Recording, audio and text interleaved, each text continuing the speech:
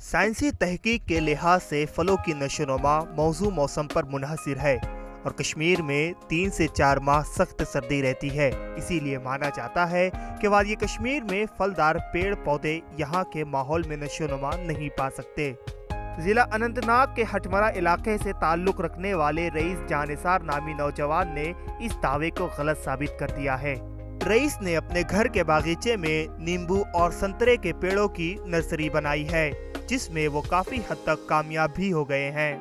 बाहर से आए हुए संतरों और हमारे यहाँ जो संतरे उगाए जाते हैं इनमें कोई फर्क नहीं है। बराबर साइज के भी होते हैं और बराबर उतने ही रसीले होते हैं जितने बाहर से आए हुए संतरे होते हैं। ये पेड़ अपने शबाब में नजर आ रहे हैं और उन पर आज बाज़ाब्ता फल भी पके हुए नजर आ रहे हैं। रईस ने अपनी इस कोशिश से मुतालिक महकमा बागबानी को आगाह किया था, लेकिन महकमा ने रईस के दावे को ये कहकर नजरअंदाज किया था कि वादी में ऐसे फलों की पैदावार होना नामुमकिन है। लेकिन रईस ने हौसला शिकनी के बावजूद कोशिश जारी रखी, जिसमें वो कामयाब भी हो गए। हॉर्टिकल्चर महकमा में कई मुलाजमीन के साथ मैंने बात की थी कि आप आइए हमारे यहाँ देखिए, हमने कुछ नींबू के पेड़ पौधे उगाए हैं, हमने कुछ संतरे के पेड़ पौधे उगाए हैं, आप आइए देखिए। और अगर आपके जरिए से किसी फार्मर को कोई फ़ायदा पहुँचता है तो आप अपने जरिए से इसको आप आगे भी ले जा सकते हैं। लेकिन उन्हें मुझे डिस्करेज किया उन्होंने।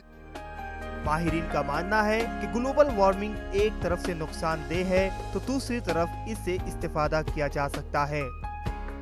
एक अच्छी बात है कि अगर ग्लोबल वार्मिंग एक तरफ से हमें बहुत नुकसान पहुंचाती है, दूसरी तरफ से हम कुछ फ़ायदे भी इससे हासिल करें।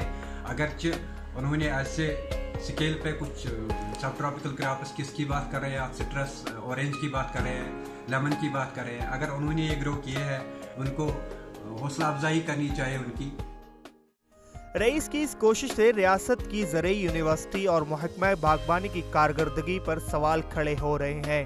महकमा को चाहिए कि पेड़ पौधों से मुतालिक जदीद तहकीक और तजुर्बात करे और वादी के आब हवा को अपनाने वाले फल और फूल उगाने के तजुर्बात करें, ताकि आवाम को बाजार के मुकाबले फल सस्ते दामों मुयसर हो सके और रियासत की मईशत भी तरक्की कर सके। ETV भारत के लिए अनंतनाग से मीर अशफाक की खास रिपोर्ट।